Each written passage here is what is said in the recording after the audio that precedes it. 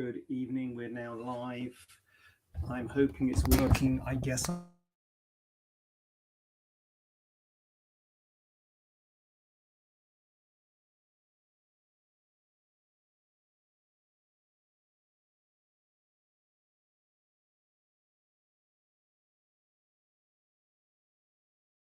in the house. There, I think I have to go on that microphone. I did it. I think the microphone's working now. Right. JK Vix. Yes, it always is on Instagram. It's the Facebook that it doesn't work, but I think it's working now. All right, I've got some questions that have been asked before the on that thing where Amy puts the thing and says ask a question, and hold on a minute, I didn't want to press that button. And so we've got some questions, so I'm going to do those first. Up my duck. Right, so 2 procedures. If you have 2 procedures, it says something like, is there a discount or something? Gynecomastia and liposuction. So yes, in general, the answer to 2 procedures is yes, there is a discount for 2 procedures. It's not because we're encouraging you to have 2 procedures, because we're not allowed to do that. We're not allowed, and it's quite right that we shouldn't. It's not like a question we're not allowed. We shouldn't be encouraging people to have surgery, and there's quite strict guidance from the GMC and also from the BARPs about how we present ourselves to patients, and it is wrong to incentivize surgery, so we cannot offer discounts or anything like that. Having said that, when you have 2 procedures, there is an economy of scale in terms of the fact that you open one set and you have kind of one one anaesthetic and one time in theatre, and like it's not the same as an additive effect of having 2 separate procedures. It's more efficiency. There's one hospital stay, one dressing clinic, so there is economies there which are passed on to the patient. So it is cheaper to have 2 procedures. Now this person's saying about gynecomastia and liposuction. Now we just really have a price for 2 prices, but for correction of gynecomastia, when I do correction of gynecomastia, I do that with liposuction and usually liposuction and excision of the gland. So liposuction is kind of an integral part of gynecomastia correction. Just gonna get myself comfy. That's all right. It's all right. Sit back, relax. Got my puffer on. Is that a bit casual? It's a thin puffer. Both birthday presents, by the way, sweatshirt and the puffer. Puffer you're supposed to wear it under. In Madrid, lots of people wearing it under suits.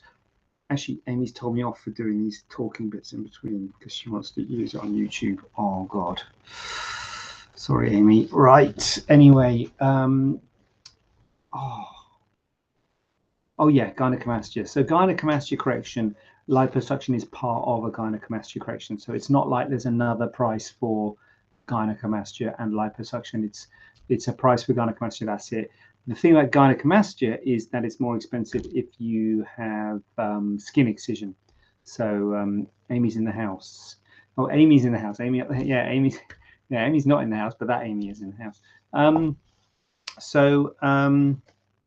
Yeah, but if you have something like a tummy tuck with liposuction, or a tummy tuck with a breast reduction, or whatever, arm reduction and a mastopexy, something like that, that would be cheaper than having them done separately. But don't let that sway you too much. You've got to do what's right for you. You're getting an Amy. Yeah, Amy's going to tell me off. So yeah, that was one. So I got 3 questions asked before the thing started. So mini tummy tuck. God. See, I can't see the question because I'm on. Oh, there's a question as well. Mini tummy tuck. It was something along the lines of, well, actually, I've got let's do it all, because I've got a question here which says, can you repair a diastasis without having a tummy tuck? So that was actually one of my questions. But someone's also asked, can you repair the lower diastasis with a mini tummy tuck? So the lower being the bit below the belly button. So the answer to, well, let's do this first. Can you repair a diastasis recti without having a tummy tuck? You can, and I have. Well, I should say I have tried, to be quite honest. Full disclosure, not many people here are there. It didn't work very well, I'll be honest. It's very hard to repair. if you don't know what a diastasis recti is, the recti are the muscles on either side of your belly button. The six-pack muscles, there's two muscles that go straight down. They've got these things called tendinous intersections, which give the definition and the six-pack, but they're actually going straight down. And when you have put on weight and when you have pregnancies, they get stretched apart. And so that means a gap between those muscles, and sometimes there's a bulge. And so having a tummy tuck, repairing that diastasis, also known as divarification, is an integral part of a tummy tuck. And it's quite easy to do because you have to access all the way up to the rib cage when you do a tummy tuck. And so it's all like exposed. So it's quite easy to repair a diastasis at the time of a tummy tuck. It's a different kettle of fish if you're not having a tummy tuck. Because if you're not, the problem if you're not having a tummy tuck, if you get a surgeon to do it, a plastic surgeon, well, hopefully you will get a surgeon. If you get a plastic surgeon like moi, what I'm going to do is I'm going to think I'm not going to give you a like obvious scar. So I'm going to give you a scar in your lower abdomen, like where a cesarean scar is. And I'm going to tunnel all the way up to try and repair the rectus muscles all the way up here. So I'm going to tunnel all the way up to here to try and repair those muscles because I don't want to give you a visible scar. And that's what I did. And it was very difficult and not particularly successful, if I'm completely honest with you. And so I would now, if someone came to me with that, saying I don't want or need a tummy tuck and I just want my diastasis repaired, I would say, no, I can't do it.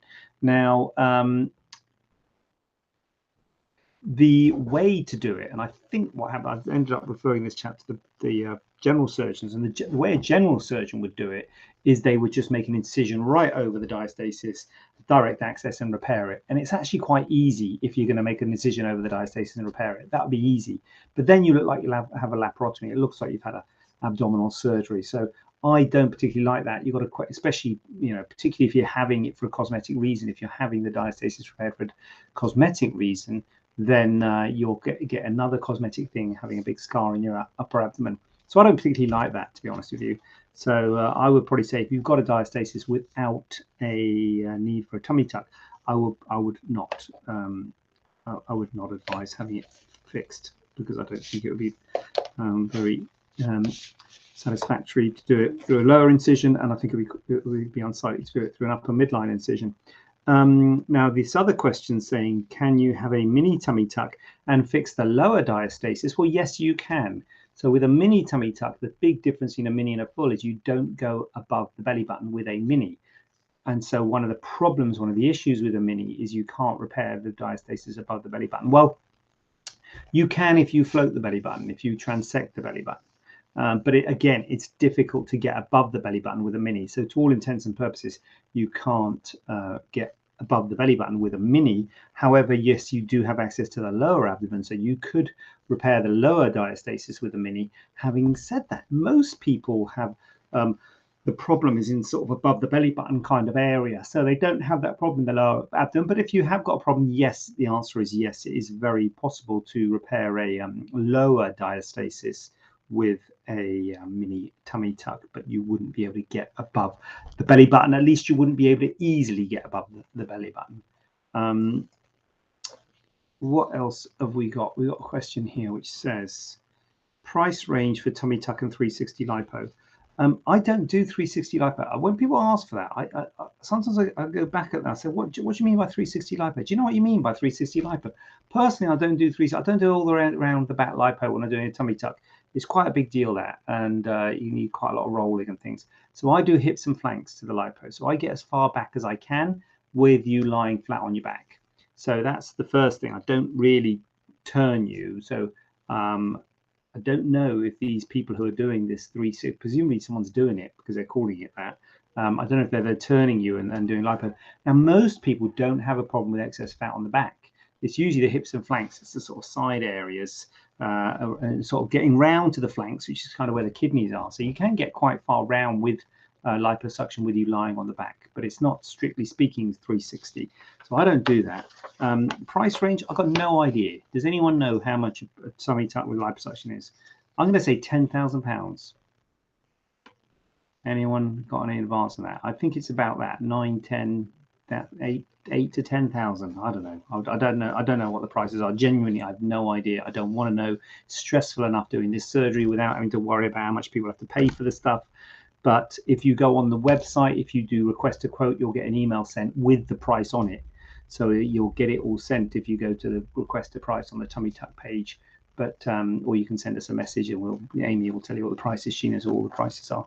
But I don't deal with that stuff. What's going on? Questions from stories. Oh, okay, that was the ones I've already got. If I had two, this is how you get them. You have two procedures at once, the gyno and liposuction. Do you package discuss this? Question, so what is wrong? Oh, I've done that. Katie, do you have any helpful leaflets or info on how to check your breasts with implants for lumps, etc., breast cancer? So two questions. First of all, okay, that's the first one. So, well, the way you check your breasts for lumps in terms of breast cancer is the same whether you've got implants in or not. So it doesn't make a difference having implants in. The implants are behind the breast.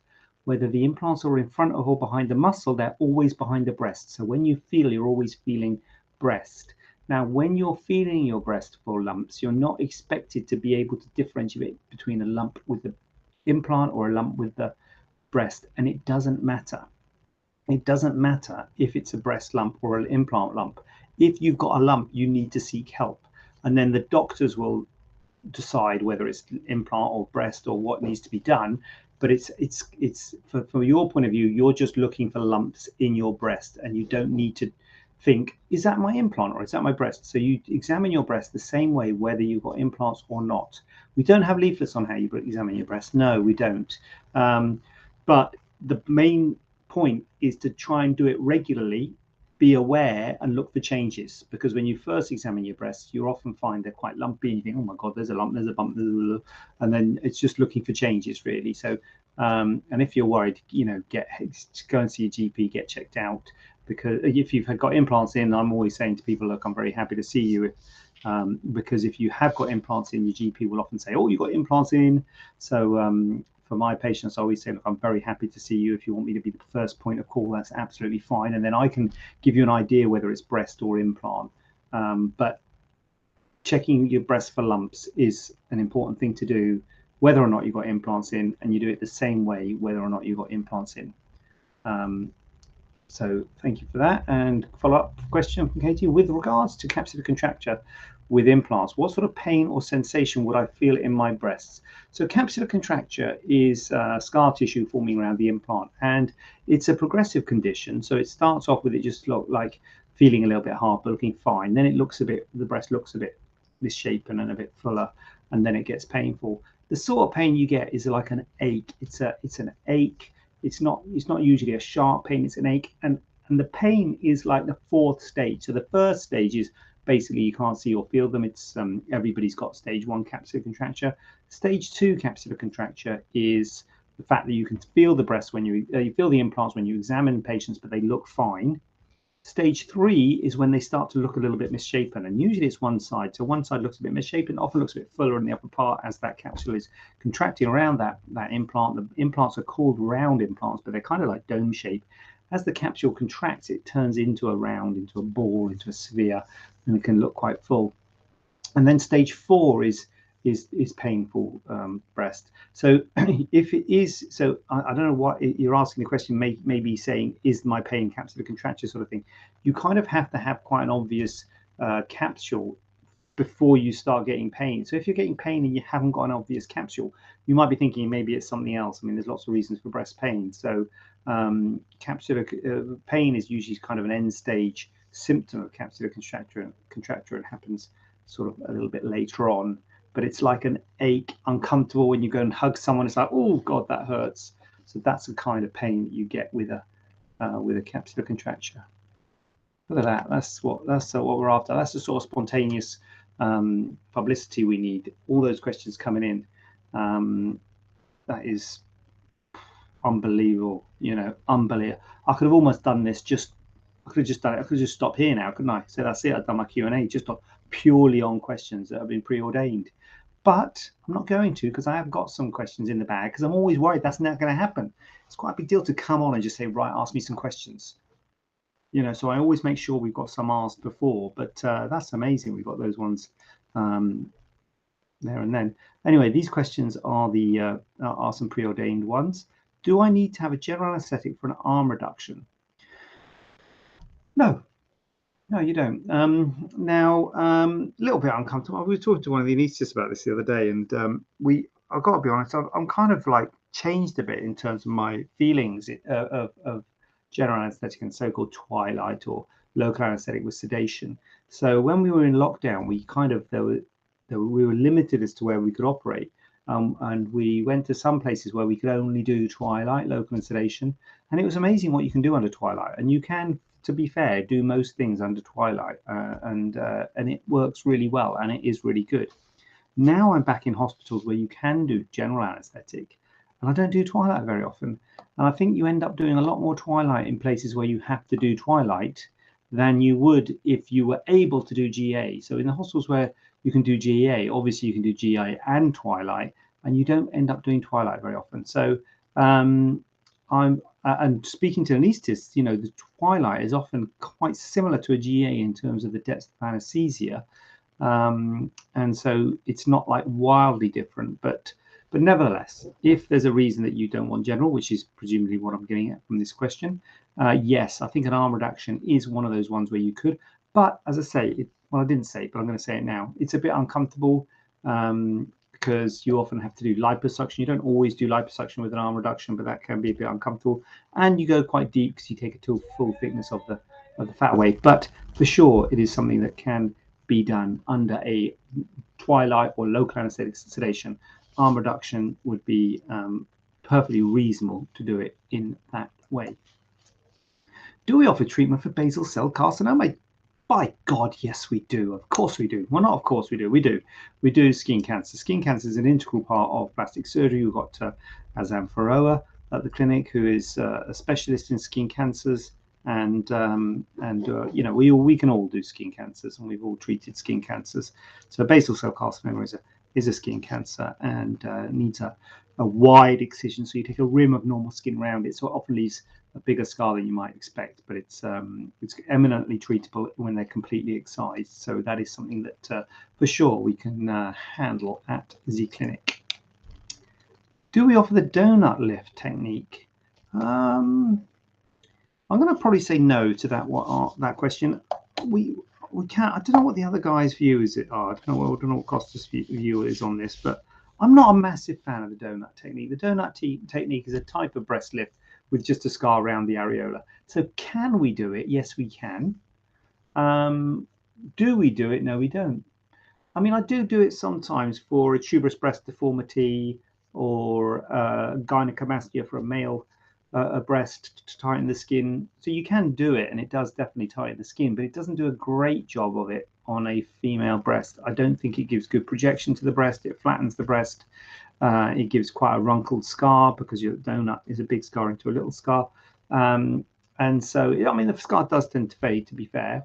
I think you get a better lift by doing the lollipop or the inverted T.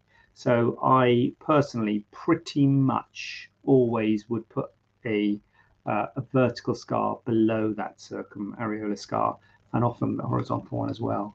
So we can do the donut lift, but if you're hell bent on the donut lift, probably not going to be your first port of call. Happy to talk to you about it, but probably not the people to go and see. You'll probably want to go and see someone who is big in the donut lift and done loads of them and has got loads of photos to show you and says this is a great thing, the donut lift. And I'm sure there are people out there like that. I'm sure people do the donut lift. It's just not I. When having serial excision, does the scar have to be very soft / flat almost before I can have the next stage of excision? Yeah, interesting question this. And the answer is yes. And it does sound a bit weird, doesn't it? If you're going to have a serial excision, so if you're going to have a something removed, usually it's a tattoo removed, and then you have a scar, and the scar's all red and angry, and we say you've got to wait at least 4 months for that scar to soften. So you wait for ages, wait for months, massage it, get the scar really soft, and then what do? You cut it out and create a new scar. So you might say, wait a minute, why do I have to wait 4 months for the scar to soften? Because you're cutting the scar out. Completely understand that mentality. But fact is, yes, it is better to wait until the scar is completely soft, almost flat, because the scar tissue is kind of indicative of the tissues in the area. And while the tissues in the area are a bit firm and a bit woody and not really very forgiving, it's very hard to do the next stage serial excision, and you can't remove as much skin on the next stage. So if you want to maximize the amount of skin on the next stage, which obviously you do want to do because you don't want to keep on coming back to serial excisions, the longer you leave it, the softer that scar gets, the more the skin and the tissues relax, the more tissue you get out on the second stage. So it does sound like a paradox because you're going to go back and cut the scar out. But yes, you need to massage the scar because it's not just the scar, it's all the tissues in the area that are going to be firm. And so you need to make sure they are softened as much as possible before having that next stage. I went to Turkey in February for breast augmentation and I now have an infection where the incisions were made. My GP is not being very helpful. What would be your advice?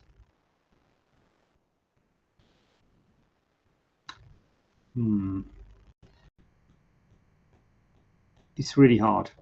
It's really hard, and we do get this. We do get this people who've been abroad for surgery who have got problems, and I don't see them because I completely understand why they are desperate for help.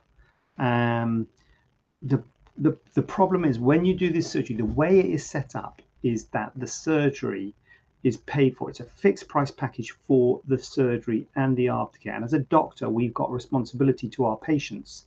And we don't, the system in this country is not set up for an aftercare package. You might say we should have one. Well, we haven't. We haven't just got an aftercare package. If you pay for breast augmentation here, it's a lot more expensive than a breast augmentation in Turkey. That's why people go to Turkey or wherever. And, you know, it's kind of like now you're realizing why. It's because perhaps, I mean, I don't want to like be bad about whatever certain places, I don't know, but if you are getting problems, it might be that is why it's so cheap. You might think, why is it so cheap? This is great. I'll get it done half the price. I'll save thousands of pounds. Look at these idiots having it done in the UK.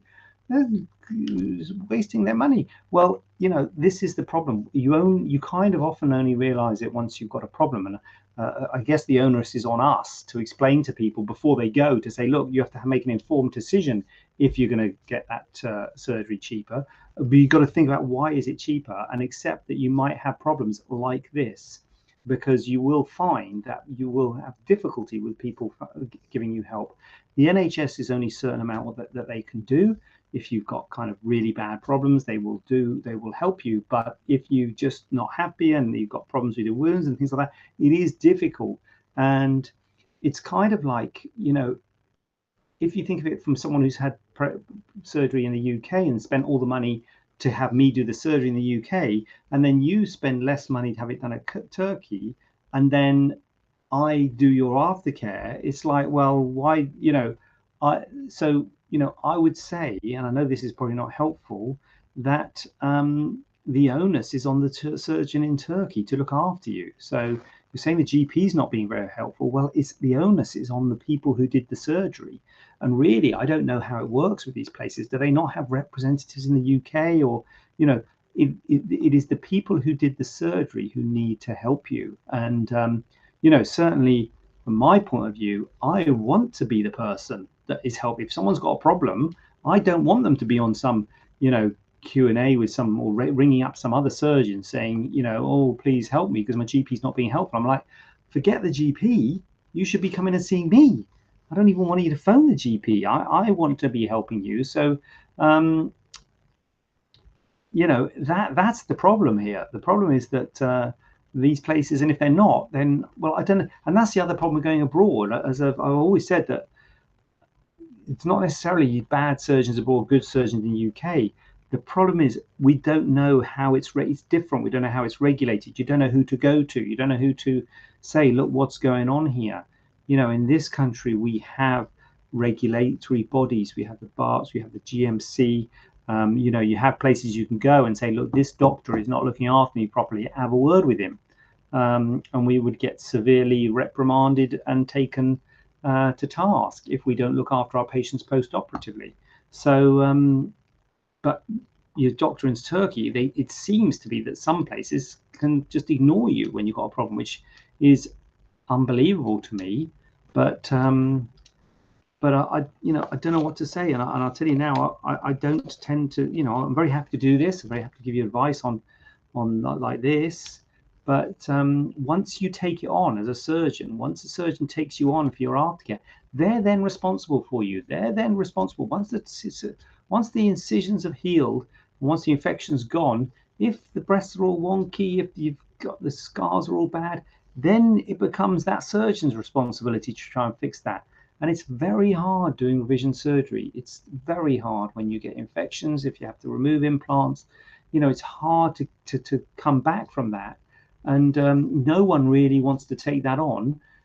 Obviously, we have to take it on if it's our own patients, but you will struggle, I suspect, to find people to help you. And I don't know what the answer is really, but you know, it's just trying to get the message to people and being informed. And I don't know if you were informed. That's the other, you know, did you realize this was, you know, did you kind of go in with your eyes open that this was the gamble you were taking, and now this has happened, and it's like, well, what can you do?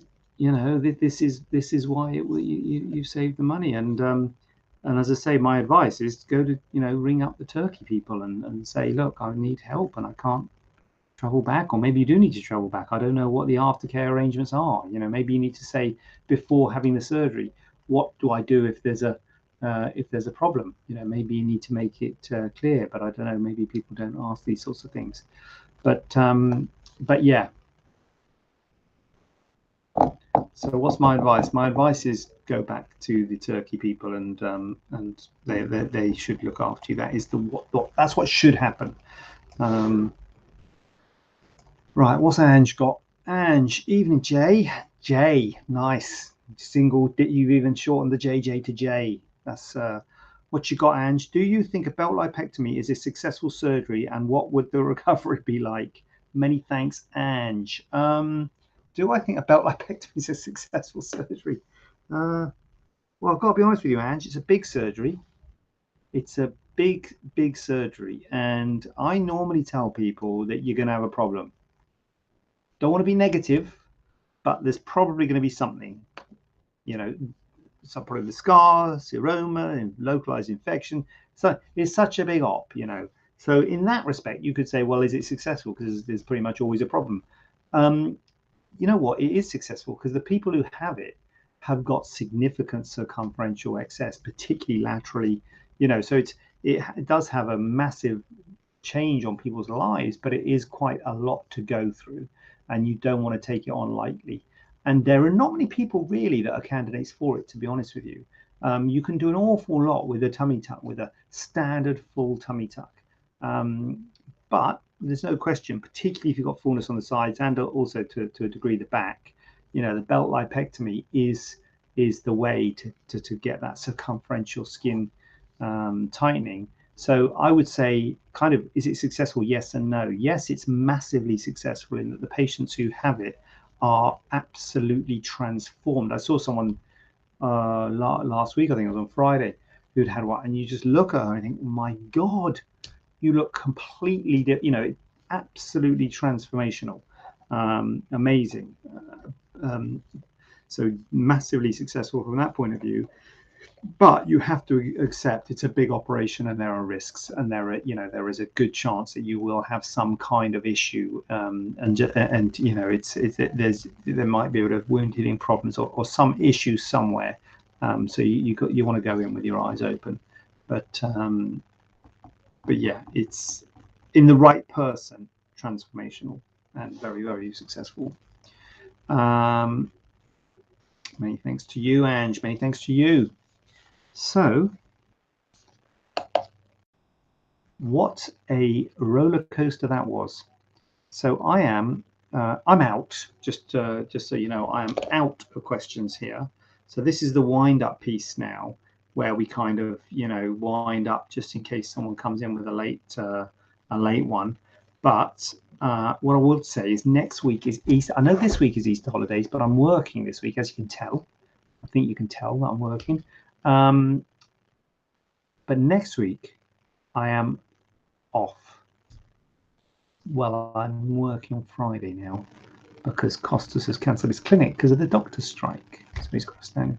So, but for my problems, on Tuesday I'm off because it's Easter holidays, and I believe it's Easter Sunday this Sunday. So happy Easter, everyone, to all my fans, to all my followers, to all of you. And I will be back in the place to be in 2 weeks' time, right here. So I expect you to be here too. If you have any questions, please put them on that little bubble thing that Amy does, like you did this week, which is fantastic. But you can also, you know, on the Facebook post or the Instagram post, is it a story? Let's put it on the story. Anyway, but also, by all means, question me by posting on the Facebook, on the Instagram, on the YouTube. Let's not forget YouTube. YouTube's been quiet, hasn't it? Happy Easter, Ange. Happy Easter to you. Have a great Easter. I hope they do too, Corinne. I really do. I absolutely love Easter. Gotta be honest with you. But you just gotta control me on the eggs, please. Just control me. Hold me back. Because if I'm left in a room on my own with an Easter egg, it's just not pretty. It is not pretty. All right, that's not a scene that you would want to see. But I do love it. I do love Easter. So have a lovely Easter yourselves. And thanks, Jackie. Thanks, Corinne. Thanks for your continued support. Thank you, Ange, for your question and your comments. And I will be seeing you in 2 weeks' time. Goodness knows when that is. It's probably going to be the middle of April then, isn't it? So whatever. 14 plus 4 is anyone? 18, right? 18th of April that'll be. And I will see you post Easter.